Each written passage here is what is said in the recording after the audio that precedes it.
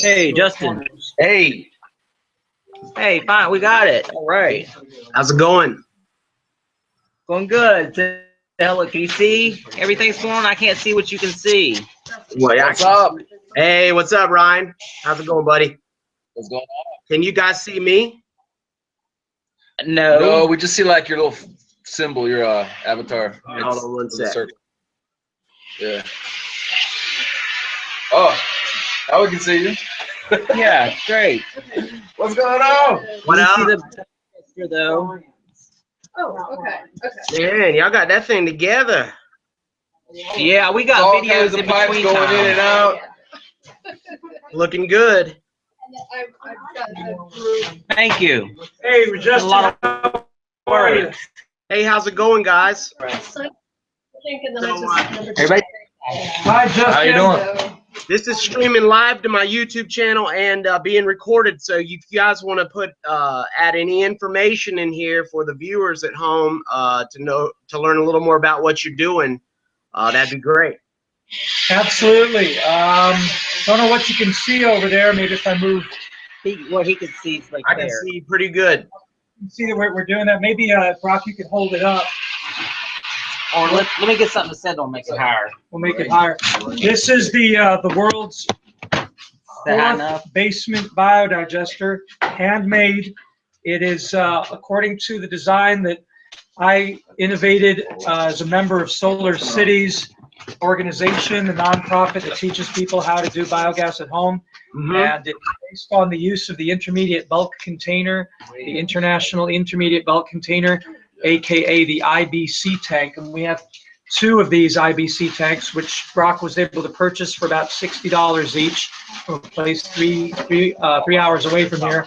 Trucked them on down, and we had to squash them like a pancake, take them out of their cage, cut the cage in half to get them inside the door, then reinflate them with a shop vac air blower, and then reassemble the cage. But we got the 2 of them in, and they're plumbed so that, and I don't know if you can see it, but they're plumbed so that the kitchen sink up on the first floor, when we use the InSinkErator food grinder, that's the InSinkErator. You can see I'm wearing a sweatshirt there. It says free endorsement. The InSinkErator food grinder grinds up the food waste. It goes down through the manifold down there, and then feeds these tanks.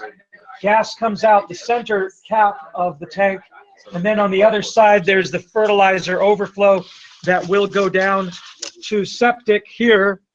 However, on its way there's going to be a valve with a bucket, this fertilizer bucket down here, and so we'll be able to capture fertilizer at will to take out for hydroponics, aeroponics, indoor gardening, rooftop gardening, any of that stuff, because it's liquid soil. And the value of these systems is actually not the gas. The primary value is this really high quality liquid compost, this liquid soil, which is balanced in NPK if you eat a balanced meal. If your liquid compost isn't any good, it's because your diet isn't any good. So that's a good indication. If you're eating too many carbs, too much sugar, then you're going to have that in your fertilizer. But if you're eating a good healthy diet, then you're going to have a really healthy fertilizer to grow new food. Cool. We haven't decided, in this case, we have not decided to use the toilet waste, although we could. And the only reason we didn't is because the pipes where they join is too low relative to where we need to come in the tanks. And so if this was a new construction, we wouldn't have the pipes joined so low. We'd have them join way up at the ceiling, and then we would introduce that as a source of microbes. The only limitation there is that to use it on a garden, you'd then have to process the fertilizer with aerobic process still further. We do have at the bottom side of this, we're going to have a chlorine disc like the Israeli HomeBioGas model, so that if somebody wanted to make sure that their fertilizer was sterile, it can be sterilized on the way out. Those people who are organic gardeners who want a living fertilizer could remove the chlorine disc and just have a living fertilizer. When using toilet, would it go through an aerobic composting process before it then goes into the garden, unless you're just doing trees and shrubs. Trees and shrubs, it doesn't matter. But if you're doing any kind of vegetables, any leafy greens, of course, then you would want to make sure that you terminate any possible pathogens. Food waste generally doesn't have any pathogens. The biodigester itself tends to create conditions that eliminate 98 to 99% of any possible pathogens. So you don't have to worry about that. And we do have people in New York and Pennsylvania who have these in their basement, and they're using the slurry from their food waste after digestion to grow tower garden, aeroponic vegetables, and salad greens. Ones here that we're kind of excited about. One is something we tried at Chris Lindstrom's basement up in Hudson, New York, at the Rockefeller basement, where we connected PEX coils, which you can see here, these white thin coils, they go in and there's loop 100 foot of PEX coil loop in each of these tanks. Mm-hmm. Those PEX coils are being heated by the water heater over here. And so the water heater, I don't know if I can show that to you. Oops, I just destroyed my jacket. Oh no. Yeah, I just destroyed my jacket. Anyway, the water heater, when the water is heated, has a bypass that then goes into the tanks to heat the tanks. The other thing that we have is we have the dryer, the clothes dryer that Brock is sitting on, has heat. It blasts heat and lint outside via that silver pipe up there. And instead, we're taking that silver pipe and putting it into the digester box down here to the air outside the digester. And then that is going to heat up the air around it. So we have water heating the inside through PEX coils, and then air from the dryer, and then it'll go back out to the environment. So, because we're wasting a lot of heat in our lives, we're spending a lot of money with electricity, oil, coal, whatever it is we're using to heat air and heat water in our houses, and then we're just blasting it outside. You take a shower, the hot water goes over your head for 30 seconds or less, and it's gone down your feet, and it's still hot. So we like to capture those heat values and use that to accelerate the microbial process and then let it out of the house. We don't want anything to be lost. The only improvement we could make is right now that water heater is a tank water heater, very inefficient. The best systems are what we have in Germany, where I have my first biogas system, a tankless water heater that's on demand. And if Brock had a gas tankless heater or even an electric tankless heater, then you'd have on-demand hot water all the time, and it wouldn't waste any heat. So, but this is going to be probably the most sustainable eco tourism site in the world. I think he's going to beat a lot of the competition around here, around the world. He's got a vision, and he was down, as you know, with us at USF at the TIES conference of sustainable tourism, and he was inspired to take the biogas solution and put it firmly in the center of sustainable development, where it belongs. It's the guts or the solar plexus of sustainable development, so that all household waste ultimately can be turned into clean energy and into new food. And then the other pieces, the solar, the wind, the geothermal, ground source heat pump, micro hydro, they have a place to go. But they suffer from intermittency. Sun doesn't always shine, wind doesn't always blow, but there's always food waste, and when we get to it, toilet waste. That is the constant for the human condition. So that's what we're trying to do. Something you were telling me the other day about how this is solar energy. A lot of people think that solar energy has to come directly from the sun. You want to elaborate on that a little bit?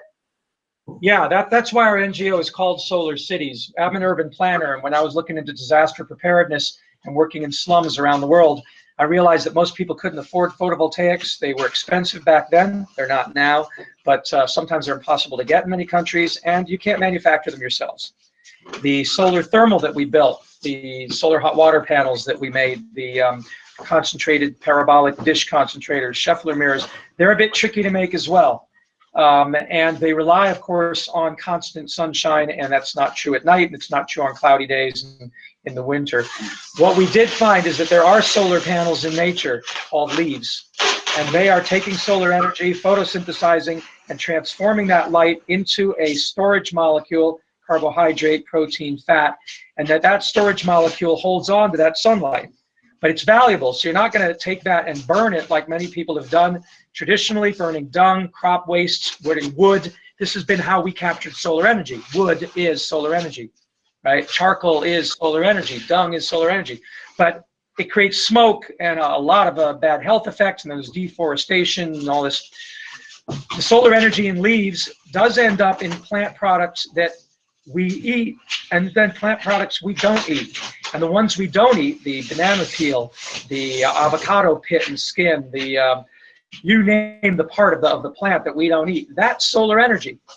And when we give it to the microbes, they then don't just use it up as they would in a compost pile, releasing heat, which can be useful.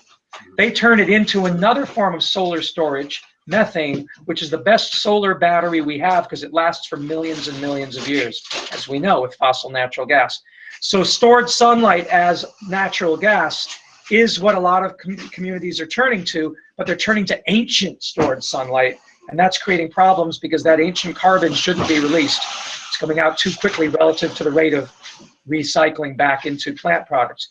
When you take plant products themselves, you take food waste, you take organic garbage from toilets and from animals and from yard clippings from agriculture, then it's completing the cycle rapidly. So you've got this stored solar energy in biomass. You let the microbes store it as a better fuel that is clean burning, easy to transport, easy to use. It can be turned into electricity through a generator. A lot of uses for natural gas, but it's your truly natural gas. Awesome. You guys have been busy. Yeah, we've invented because necessity is the mother of invention, we've had to invent a new type of gas storage. We usually use 275-gallon IBC totes, and they turn out to be able to fit inside each other if you rotate one. And we've done that in Greece and in Portugal and in Palestine and Israel and in New York. We tried to do it here with a 300-gallon tote and found that they don't fit inside each other. So rather than drive another 3 hours and get another tote that's smaller, we've come up with an invention. You know, Brock and Cole, this is the wonderful thing. You come to a community and you share genius with each other. And you confront problems, and you just have to solve them using local materials and local intuition, and it's got to fit the place and the mindset. So instantly they looked at it and said, hey, why can't we find a way to use this existing 300-gallon tank by making it into a swimming pool? The cheapest way we're trying to do it is to use a tarp and then build a box out of plywood. We just started that process. It got dark, but later on, probably tomorrow morning, we're going to finish that. And it may be one of the least expensive inventions, and then it'll be applicable around the world.